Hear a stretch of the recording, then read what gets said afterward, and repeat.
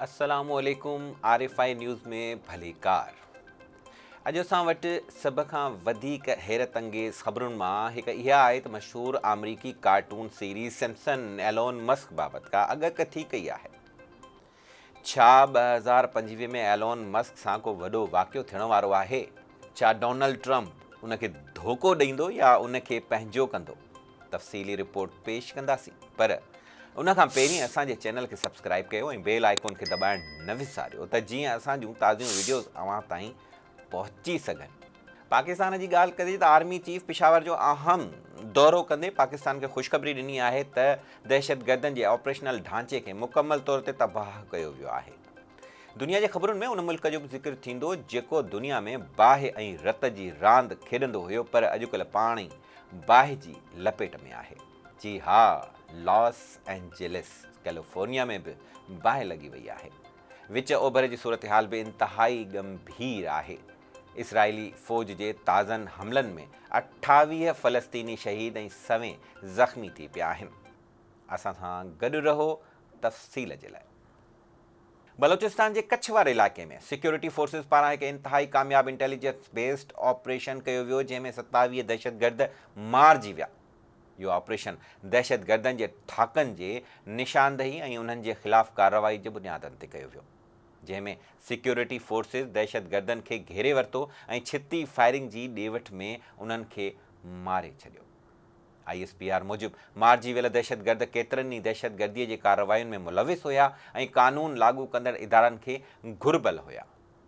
उन्हनि दहशतगर्दनि जे ख़िलाफ़ इहो ऑपरेशन फ़राहम कयल मालूमात जे बुनियाद ते कयो वियो, जंहिं दौरान सिक्योरिटी फोर्सिस न रुगो दहशतगर्दनि खे जानी नुक़सानु पहुचायो, पर उन्हनि जे हथियारनि ऐं गोलियुनि जो ज़ख़ीरो पिणु तबाह करे छॾियो।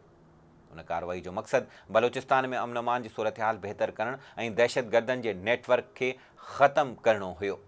सिक्योरिटी फोर्सिस अज़्म ज़ाहिर कयो त हू बलोचिस्तान जी तरक़ी, अमन ऐं इस्तेहकाम जे दुश्मन हथनि खे हर सूरत में शिकस्त ॾींदा ऐं ख़िते में दहशतगर्दीअ जी कार्रवायुनि खे नाकाम बणाईंदा।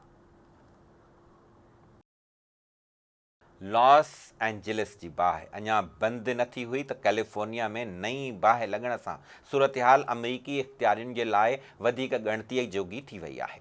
वेंचुरा काउंटी, जेका लॉस एंजेलिस खां सिर्फ़ु 109 किलोमीटर परे आहे, जिथे ॿूटनि में बाहि लॻण जी रफ़्तार वधी रही आहे। कुझु ई कलाकनि में 5 एकड़ ज़मीन सड़ी रख थी वई। बाहि जी शिदत ऐं तेज़ हवाउनि सबबि उन जी रफ़्तार वधी रही आहे। फायर फाइटर्स जी महिनत जो बि को फ़ाइदो न पियो थिए। 75 फायर फाइटर्स पंहिंजी जानियुनि खे ख़तरे में विझी बाहि खे क़ाबू करण जी कोशिश में मसरूफ़ आहिनि। हेलीकॉप्टरनि जी मदद वरिती वई आहे, पर बाहि जो दाइरो अॻिते वधी रहियो आहे।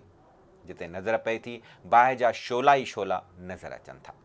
फायर फाइटर्स जी हिमत खे आज़मायो पियो वञे त ॿिए पासे मक़ामी माण्हू ख़ौफ़ में वरितल आहिनि।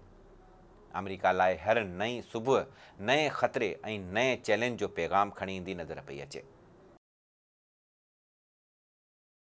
गज़ा में इसराइली ॾाढ ऐं ज़ुल्म जो सिलसिलो जारी आहे। इसराइली फ़ौज जे ताज़े हमलनि में 28 फ़लस्तीनी शहीद ऐं 100 ज़ख़्मी थी विया आहिनि। ज़ुल्म ऐं ॾाढ जारी आहे। न पनाहगिरनि जे कैंपुनि खे, न स्कूलनि खे, न इस्पतालुनि खे छॾियो वियो आहे। ताज़ो उत्तर गज़ा जे जबालिया पनाहगिरनि जे कैंप ते हमले में ॿारनि समेत 8 फ़लस्तीनी शहीद थी विया। मग़रिबी किनारे ते बि सैहूनी फ़ौज जूं कार्रवायूं बंदि न थियूं ऐं केतिरनि ई फ़लस्तीनी नौजवाननि खे गिरफ़्तार कयो वियो आहे। उन्हनि हमलनि सां गज़ा में ख़ौफ़नाक सूरत हाल नज़र अची रही आहे। हिकु तरफ़ फ़लस्तीनियुनि जी ज़िंदगियुनि जो बहिरान वधी रहियो आहे, त ॿिए पासे आलमी सतह ते हमलनि ख़िलाफ़ आवाज़ उथारियो पियो वञे। क़तर जे गादीअ वारे शहर दोहा में जंग बंदी ऐं इसराइली यरगमालियुनि जी आज़ादीअ लाइ ॻाल्हियूं जारी आहिनि। क़तर, हमास ऐं इसराइली इख़्तियारियुनि खे मुआहिदे जो फाइनल ड्राफ्ट पेश कयो वियो आहे, जंहिं उमीद जे नए ॾींहं खे रोशन कयो आहे। दोहा में थींदड़ तारीख़ी ॻाल्हियुनि में क़तर जो वज़ीर आज़म, इसराइली ॻुझी एजेंसियूं, मोसाद ऐं शेनबेत जा सरबराह ऐं अमरीकी हुकूमत जा नुमाइंदा शामिल थिया। गज़ा में जारी खूनरेज़ीअ जे बावजूदु आलमी सतह ते अमन जी कोशिश तेज़ थी वई आहे। हर वक़्तु इहो सुवालु उभिरी रहियो हो त छा इहो मुआहिदो फ़लस्तीन जे आज़ादीअ जो पैगाम आणींदो या जंग जो हीउ सिलसिलो वरी हिकु नओं रुख़ अख़्तियार कंदो।